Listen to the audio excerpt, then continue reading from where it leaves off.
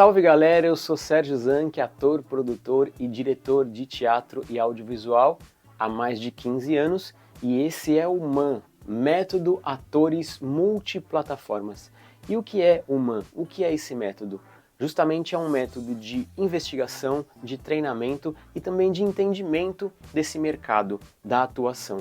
Tanto para o audiovisual, para tudo o que é gravado, né? Que hoje a gente tem muitas plataformas, a gente tem o cinema e a TV que já estão aí há vários anos com a gente, mas hoje com a internet a gente tem também uma série de outros formatos de trabalho e de gravação no audiovisual. Ou seja, também para os meios ao vivo, que é tudo que envolve as artes cênicas, né? Seria principalmente o teatro, mas aí a gente pode expandir isso também para circo, dança e todas as outras artes que envolvem a atuação.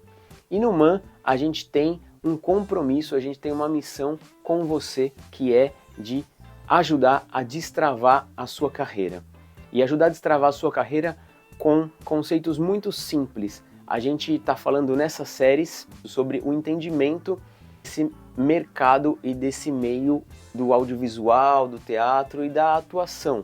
E eu digo a gente porque eu não estou sozinho no MAN, eu estou acompanhado da Mariana Moraes e do Eduardo Gonzalez e juntos a gente está lançando essa série de vídeos que são séries que falam sobre pontos específicos desse treinamento, dessa carreira. São séries que se completam de alguma forma e também tocam em pontos bem específicos. Então eu peço para você, se você ainda não é inscrito ou inscrita aqui no canal, que se inscreva, assim você vai ser avisado dos próximos vídeos, também que você possa deixar o seu like e possa compartilhar esse nosso material com outros amigos, amigas que sejam atores, atrizes já formados ou em formação. Também peço que você nos acompanhe nas outras redes sociais, estamos em todas as redes sociais como man.método. Nessa minha série de vídeos, que hoje é o terceiro capítulo, a gente está falando das transformações do mercado e também da vida de um ator, de uma atriz. Nos vídeos anteriores a gente falou sobre o avanço das tecnologias, a gente falou sobre como o ator deve encarar a sua ferramenta de trabalho, a sua principal ferramenta de trabalho. E hoje eu estou aqui acompanhado dessas máscaras, dessas personas, desses personagens, para falar um pouco sobre o longo caminho que existe entre o artesanal e o industrial. Aí você pode pensar, poxa, mas eu não me interesso muito pela máscara, pelo teatro de máscara, a minha praia é mais a atuação realista, naturalista, ou eu quero fazer novela, ou eu quero fazer série, isso não tem nada a ver comigo, a coisa da máscara não tem nada a ver comigo. Fica comigo que você já vai entender a minha linha de raciocínio e vai ver como a gente pode expandir essa diferença do artesanal para o industrial e como a gente pode aplicar isso para todo o nosso treinamento de ator, de atriz.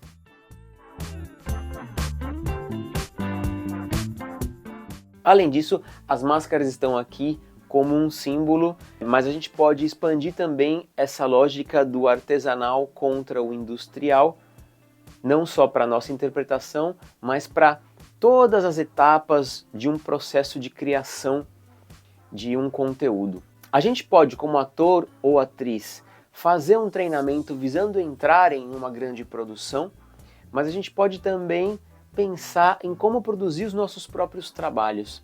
E aí isso também tem tudo a ver com esse caminho entre o artesanal e o industrial.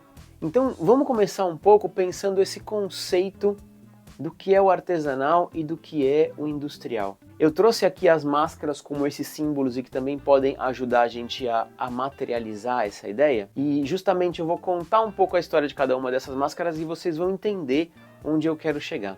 Aqui do meu lado eu tenho duas máscaras que fazem parte de um método de treinamento, que é o treinamento do Jacques Lecoq, que é o treinamento de teatro físico e de máscaras. São máscaras que eu desenvolvi para espetáculos, para obras, né? Então a primeira aqui, essa é uma máscara de um personagem muito conhecido da comédia dell'arte, um personagem que se chama Capitano. Essa outra máscara é uma máscara de um personagem que eu desenvolvi para um espetáculo específico E aí é uma máscara de um tipo de técnica que o Lecoq traz pra gente, que se chama máscara expressiva de rosto inteiro. É uma outra técnica diferente da comédia dell'arte.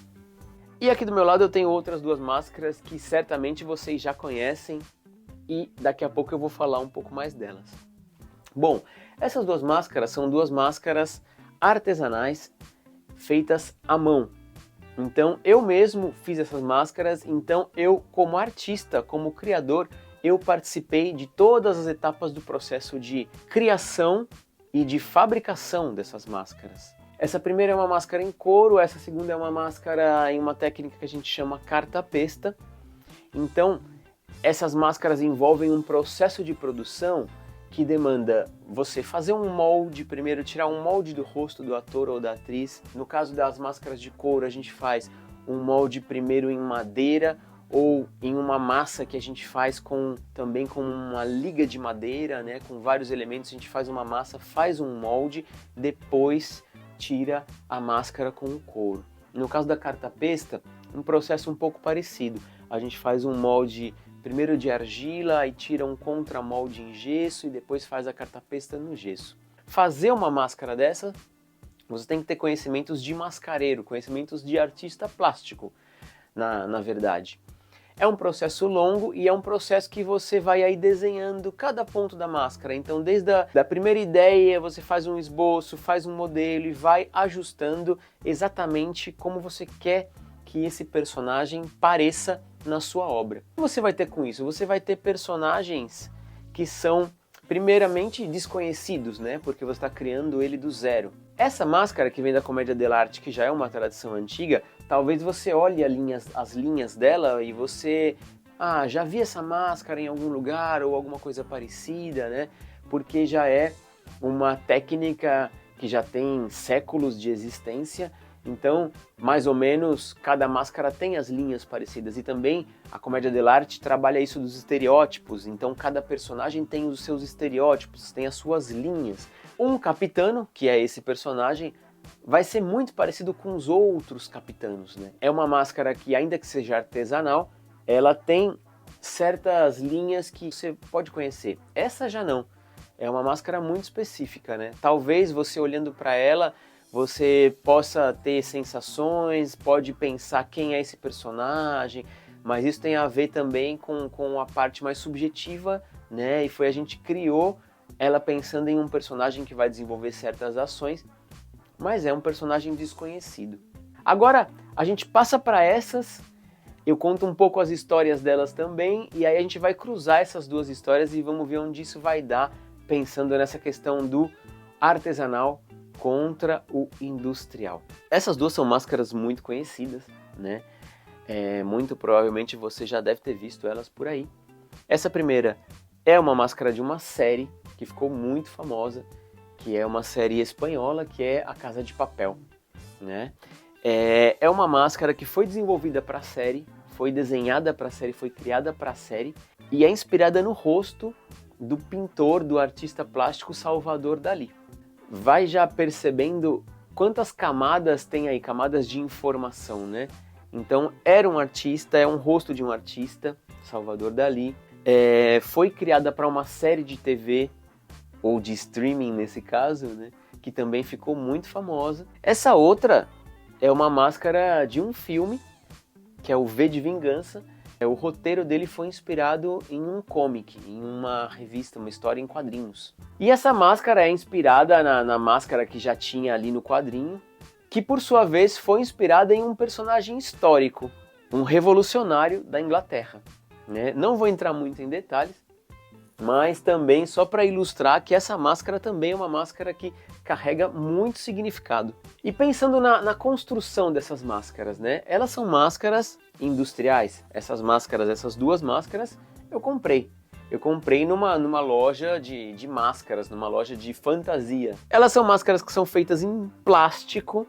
Com certeza elas são feitas em larga escala, então em algum lugar do mundo tem máquinas que vão aí jogando máscaras dessas aos milhares, né? E aí elas são vendidas e são compradas muitas vezes de forma muito, assim, muito simples e muito econômica, né? Quando eu comprei essas máscaras, eu pensei, eu quero aquela máscara, e eu não tive muita dificuldade. A primeira loja de máscaras que eu entrei, eu encontrei as duas, né? O que eu quero dizer com isso? São muito populares, né? São encontradas em qualquer lugar e, inclusive, são usadas e são ressignificadas para além do objeto artístico, né? Por exemplo, essa máscara aqui, que começou lá atrás, né? Inspirada na cara, no rosto de um revolucionário inglês, aí depois participou era parte de um comic, de uma história em quadrinhos, que depois virou um filme. Esse filme também tratava de uma história ali sobre política, sobre uma revolução, uma história fictícia, mas era sobre uma política, sobre revolução. E depois ela foi usada também em questões políticas aí, se você é mais inteirado da política, você sabe do que eu estou falando, foi usada em manifestações, né? Então, se você resolve colocar alguma dessas máscaras, ou tantas outras que existem, que são famosas, que são conhecidas, que carregam significados, se você vai usar uma dessas máscaras para fazer uma crítica a isso, ou para fazer uma referência a isso, ou para fazer uma piada com isso, perfeito, tá bem colocada. Agora, se você quer um outro personagem, um outro rosto, uma outra forma que vá contar a sua história desde o zero, buscando tá mais alinhado à sua história do que a outras histórias externas, aí talvez você tenha que usar uma máscara como essas, algo mais artesanal. Agora, pensando para além do significado, pensando para além das máscaras, que relações a gente pode estabelecer com essa questão entre o artesanal e o industrial na nossa formação de ator e de atriz de forma geral? Você já parou para pensar que dependendo do estilo, que dependendo da plataforma que você tá, você vai ter um processo de produção mais artesanal ou mais industrial? Uma plataforma como o teatro, ele está muito ligado ao artesanal, porque é muito comum nos processos teatrais que os atores, que as atrizes estejam envolvidos em muitas etapas da criação. Quando a gente começa a ensaiar uma obra de teatro, muitas vezes a gente parte de um texto, a gente vai ler esse texto, junto com a equipe a gente vai pensar o figurino, vai pensar o cenário e muitas vezes, sobretudo se o projeto é independente, você vai se envolver com a confecção desse material. O próprio ator, a própria atriz vai se envolver com a fabricação do cenário, pode ter um cenógrafo, aí o ator vai só como opinar, vai guiar o cenógrafo, o ator junto com o diretor. Ou diretamente o ator vai fazer esse cenário. É muito comum em muitas produções pequenas os atores fazerem os próprios cenários, fazerem os próprios figurinos. E aí a gente está diretamente falando do multiplataformas, né? E é comum também entre os atores e as atrizes de teatro que não são unicamente atores e atrizes, também são costureiras, também são cenógrafos, também são iluminadores, também são sonoplastas. A gente se envolve em todas as etapas do processo. Aí a gente vai pensar em um processo que vai um pouco mais estruturado, a gente vai pensar no teatro comercial. O teatro comercial provavelmente você vai ter um cenógrafo e um cenotécnico, então vai ter alguém que desenhe o seu cenário e alguém que fabrique o seu cenário. Você vai ter talvez um estilista que vai desenhar os figurinos e vão ter as costureiras que vão fazer os figurinos. E assim para tudo, você vai ter um iluminador, mas ainda assim o ator vai estar envolvido junto com o diretor e vai opinar. E ali, na realização do espetáculo, também em uma apresentação, todos esses elementos estão sendo integrados de forma ao vivo, ao mesmo tempo. Então isso tem muito que ver com o artesanal. Querendo ou não, um ator e uma atriz de teatro, ele está ligado com todas as etapas do processo. Quando a gente passa para o audiovisual, a gente já começa a marcar algumas diferenças e já vai se aproximar ao que é o industrial. Quando a gente vai para o outro extremo, pensando no mais industrial que a gente pode ter, no cinema de Hollywood, no cinema norte-americano, um ator, uma atriz, muito provavelmente vai ter pouco contato com as outras etapas da criação. Pensando na pré-produção de um filme, né? Um ator, uma atriz vai ter pouco contato com o desenho dos figurinos, a criação dos figurinos. o desenho dos personagens, né, a composição desses personagens. Depois, quando chega no set de gravação, deve ter muito provavelmente bastante gente aí envolvida com a operação da câmera. Para operar uma câmera de cinema são várias pessoas, não é um único câmera, tem o foquista, tem uma série de outras pessoas. As pessoas envolvidas na captação do som, seja na captação do som direto e depois na edição, as pessoas envolvidas na edição desse som. E aí um monte de pessoas de arte, responsáveis pelo cenário, responsáveis por essa integração toda, os continuistas, né, que cuidam para que cada take, que cada tomada tenha uma continuidade, então estão ali olhando os detalhes. E aí tem o diretor, um diretor nunca trabalha sozinho no cinema, ele tem vários assistentes de direção, cada um olhando para um ponto dessa produção. Então aí a gente está falando de uma indústria. Então o ator, a atriz chega e ele vai estar muito envolvido especificamente com o seu trabalho de interpretação, de atuação. Percebem que é um outro mundo comparado com o artesanal? É um mundo onde o ator, a atriz, ele tem que ser um especialista, ele tem que estar dedicado à sua interpretação.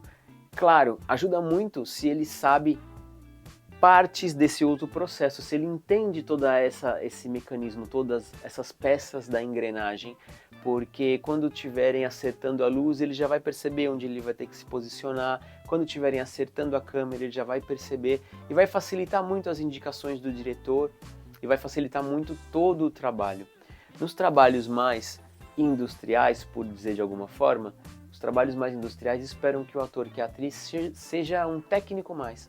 Então que ele seja uma pessoa que chega e executa um trabalho técnico e execute rápido, porque também o cinema, a televisão e essas grandes produções envolvem muito custo, envolvem você estar pagando ali de repente um aluguel de uma locação, um aluguel de equipamentos e pagando todo mundo que está em volta. Então a gente tem que pensar nisso como uma indústria. Então você ator, você atriz tem que se portar nesse lugar como um trabalhador de uma indústria. Isso interfere diretamente na sua formação, no seu treinamento, no seu estudo, de como você se prepara para você estar nessa indústria, que é muito diferente, como vocês puderam perceber, dessa outra forma de fazer, que é o artesanal. Comparando os dois extremos e pensando também que nesse caminho a gente tem bastante paradas e bastante variações, né? Pensando desde o mais artesanal, que seria fazer uma obra independente com uma equipe pequena, até fazer um filme grande, um blockbuster com uma grande equipe. Nesse caminho tem muitos formatos de produção, muitos tamanhos de produção, e para cada uma dessas produções você vai se envolver um pouco mais ou um pouco menos no processo de produção. É muito interessante você saber, pelo menos ter uma ideia de como é cada uma dessas fases, dessas faces desse projeto de produção. E pensando na interpretação também, porque é muito diferente você estar num ambiente onde você faz tudo de forma artesanal, em que você vai fazer essa construção contando com todos os elementos do processo, estando em contato com todos os elementos do processo, e de repente você apresentar uma peça de teatro onde você constrói um personagem e mantém esse personagem por 1 hora, 1 hora e meia, numa ação que é feita ao vivo e em conjunto com o iluminador, com a pessoa que opera o som, ou de repente com a banda ao vivo e com os outros atores. É uma criação muito mais orgânica nesse sentido de que você se prepara por um longo tempo e depois executa isso todo ao vivo para um público. Já aqui nessa outra ponta, no trabalho industrial, você tem um trabalho muito mais fragmentado. Você se alimenta de muitos elementos, vai construindo esse personagem e aí vai um dia e grava uma cena, grava uma tomada. Depois no outro dia vai gravar uma outra tomada e também faz isso muitas vezes de forma não linear, né? Você grava uma cena do final, depois grava uma cena do meio, grava uma cena do começo e vai pulando, vai salteando, né? Fazendo essa de acordo com a produção. É importante pensar que nos processos mais industriais a gente vai sempre olhar muito mais o cronograma do que o pensamento linear dramático, né? Diferente do teatro, né? E nos seus trabalhos, você já parou para pensar nisso? Os trabalhos que você faz, os trabalhos que você gosta mais ou os trabalhos que você se desenvolve melhor, eles são mais artesanais ou eles são mais industriais? Qual você gosta mais? Qual você se desenvolve melhor? Ou ainda, qual você quer buscar mais? Qual você quer conhecer mais? Isso vai estar diretamente ligado a como você vai orientar a sua investigação, a sua pesquisa e o seu treinamento.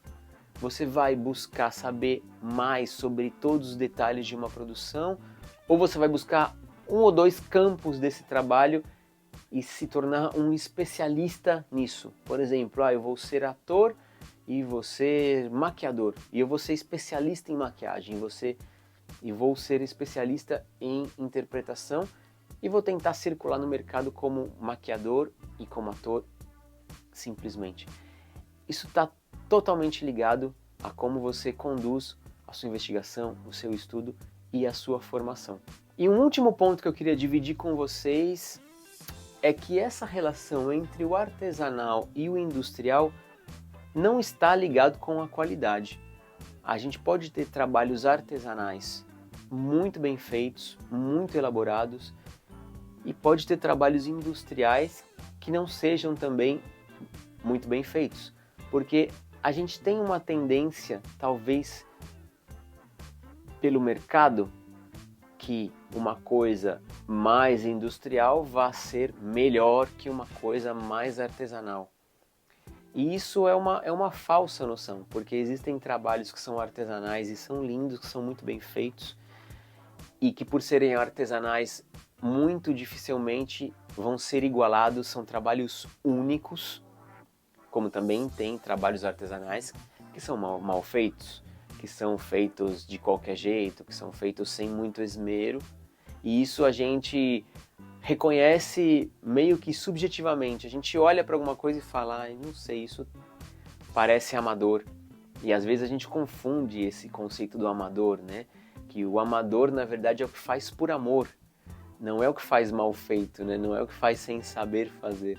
E a gente tem os trabalhos industriais que, em linhas gerais, a gente sempre pensa, se é de Hollywood é bom, se tá na Netflix é bom. E isso também não é tão verdade, né? Porque a gente tem muitas armadilhas. Como o mercado cresceu tanto e hoje é tão fácil você comprar uma câmera, gravar um filme, editar um filme, e são tantas as plataformas para compartilhar esse trabalho, a gente também chegou num ponto onde existem muitos trabalhos, grandes produções que são boas e outras nem tanto, né?